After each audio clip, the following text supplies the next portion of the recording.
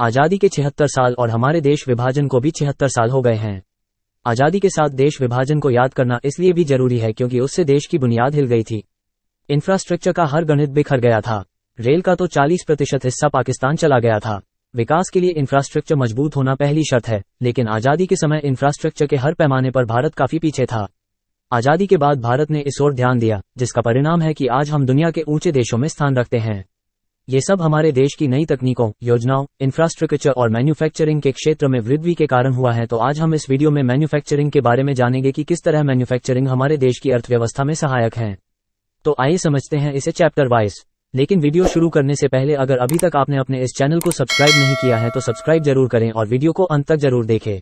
आपको बता दें कि संयुक्त अमेरिका एक विकसित देश है क्योंकि इसकी अपनी मजबूत अर्थव्यवस्था है जो नामात्र जीडीपी के हिसाब से दुनिया में सबसे बड़ी है। इसका मुख्य कारण है अमेरिका का अपने आप को मैन्युफैक्चरिंग और इंफ्रास्ट्रक्चर में तैयार करना या मजबूत बनाना। वहीं चीन को दुनिया का सुपर पावर देश माना जाता है। एक समय था जब भारत और चीन की जीडीपी में खास अंतर नहीं था। बात 1980 की करें तो भारत की जीडीपी $186 अरब थी और चीन की $191 अरब। 1978 के बाद चीन में तेजी से बदलाव आने लगा। 1978 के बाद चीन ने अपनी इकोनॉमी दुनिया के लिए ओपन कर दी थी। चीन ने मैन्युफैक्चरिंग, इंफ्रास्ट्रक्चर के क्षेत्र में विकास करके खुद को आर्थिक व्यवस्था के तौर पर मजबूत किया। वहीं आज भारत को भी विकासशील देश होने के साथ साथ एक विकसित देश बनाना भी बहुत जरूरी है, जहां आज भारत दुनिया का मैन्युफैक्चरिंग हब बन रहा है। तो आइए सबसे पहले बात करते हैं कि मैन्युफैक्चरिंग किसे कहते हैं। उपकरण, मानव श्रम, मशीनरी और रासायनिक प्रसंस्करण के उपयोग के माध्यम से कच्चे माल या भागों को तैयार माल में बदलने की प्रक्रिया ही मैन्युफैक्चरिंग कहते हैं। या आसान शब्दों में यूं कहें कि मशीनों, औजारों और श्रम का उपयोग करके सामान बनाने की क्रिया को विनिर्माण या मैन्युफैक्चरिंग कहते हैं। औद्योगिक क्रांति से पहले ज्यादातर उत्पाद मानव श्रम और बुनियादी उपकरणों का उपयोग करके हस्तनिर्मित हाथों से बनाए जाते थे। भारत 1.4 बिलियन की आबादी और दुनिया की सबसे तेजी से बढ़ती बड़ी अर्थव्यवस्था के रूप में अपनी स्थिति के कारण भारत 2030 तक दुनिया की तीसरी सबसे बड़ी अर्थव्यवस्था बनने की राह पर है। भारत के पास 2030 तक $1 ट्रिलियन के सामान का निर्यात करने की क्षमता है, जिससे भारत में द मैन्युफैक्चरिंग हब बनने की राह पर है। देश के सकल घरेलू उत्पाद यानी जीडीपी के 17% और 27.3 मिलियन से ज्यादा वर्कर के साथ मैन्युफैक्चरिंग सेक्टर भारतीय अर्थव्यवस्था में महत्वपूर्ण भूमिका निभाता है। भारत सरकार को उम्मीद है कि 2025 तक अर्थव्यवस्था का 25% तक का उत्पादन मैन्युफैक्चरिंग से आएगा।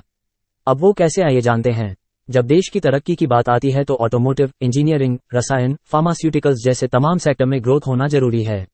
ग्रोथ में विनिर्माण यानी मैन्युफैक्चरिंग क्षेत्र की भूमिका का अधिक महत्व होता है। पिछले 76 साल में हमने ऑटोमोटिव, इंजीनियरिंग, रसायन, फार्मास्यूटिकल्स और उपभोक्ता टिकाऊ वस्तुओं जैसे प्रमुख क्षेत्रों के अच्छे प्रदर्शन की बदौलत विनिर्माण के क्षेत्र में बड़ी उपलब्धि हासिल की है।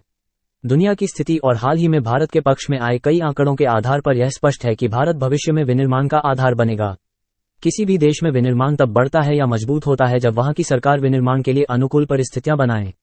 पिछले कई वर्षों से हमारी सरकार ने भी देश में विनिर्माण को बढ़ावा देने के लिए ऐसे कई परियोजनाएं जैसे production linked incentive PLI scheme, सूक्ष्म, लघु एवं मध्यम उद्यम MSME को बढ़ावा देने के लिए कई योजनाएं चला रही हैं। चलिए समझते हैं इन योजनाओं का पूरा हिसाब किताब। 1. MSME भारतीय अर्थव्यवस्था की रीढ़ हैं, जो देश की जीडीपी में लगभग 30% और विनिर्माण उत्पादन में 45% योगदान देते हैं। MSME भारत की 11 करोड़ आबादी को रोजगार प्रदान देता है। भारत सरकार यह सुनिश्चित करने के लिए सक्रिय रही है कि इन MSME योजनाओं का सारा लाभ समय पर MSME तक पहुंचे। 2. PLI scheme. PLI योजना एक पहल है जो स्थानीय उत्पादन को बढ़ावा देने के लिए घरेलू उद्योगों को प्रोत्साहन प्रदान करती है। जब ऐसा होता है तो विशेष रूप से तैयार किए गए उत्पाद सामने आते हैं जो लक्षित दर्शकों के एक चयनित वर्ग को संतुष्ट करते हैं। घरेलू व्यवसाय भी आयात बिल को कम करने में मदद करते हैं।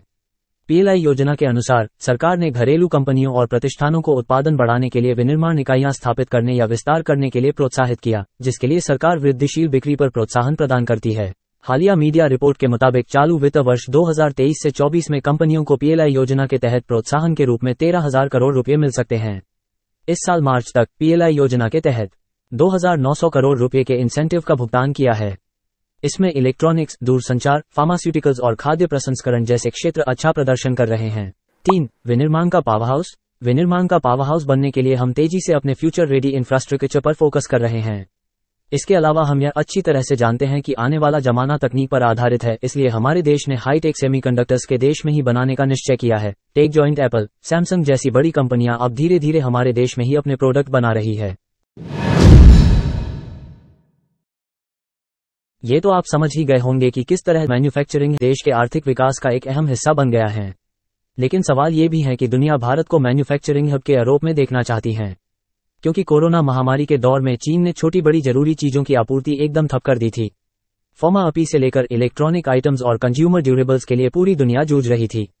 दवाओं की मैन्युफैक्चरिंग में जरूरी फार्मा अपी के लिए दुनिया की 40% निर्भरता, जबकि भारत की 70% निर्भरता चीन पर रही है।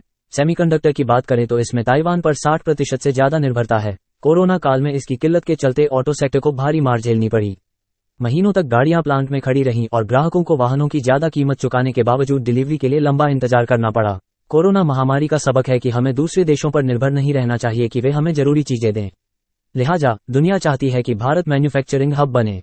1987 से 1988 तक भारत और चीन की जीडीपी कमोबेश बराबर थी, लेकिन तेज मैन्युफैक्चरिंग और निर्यात आधारित इकोनॉमी बनकर चीन 30 वर्षों में $18 ट्रिलियन की इकोनॉमी बनकर उभरा और दुनिया के कई देशों को अपने ऊपर निर्भर बना डाला। किसी भी देश के लिए शीर्ष अर्थव्यवस्था बनने में मैन्युफैक्चरिंग और निर्यात का बड़ा योगदान होता है। देश में इंफ्रास्ट्रक्चर और ease of doing business ranking में खासा सुधार हुआ है। दुनिया की दिग्गज कंपनियां भारत में निवेश करने को उत्सुक हैं। ऐसे में माना जा रहा है कि देश मैन्युफैक्चरिंग और निर्यात पर सवार होकर तीसरी बड़ी इकोनॉमी की दिशा में कदम बढ़ा रहा है। न सिर्फ हमारी इकोनॉमी तेजी से बढ़ रही है, बल्कि हम तीसरी बड़ी आर्थिक शक्ति बनने जा रहे हैं। हमारा PMI इंडेक्स लगातार 50 से ऊपर बना हुआ है, जो पॉजिटिव फैक्टर है। साथ ही यहाँ उत्पादन लागत भी कम है और इंफ्रास्ट्रक्चर भी तेजी से वैश्विक स्तर का हो रहा है।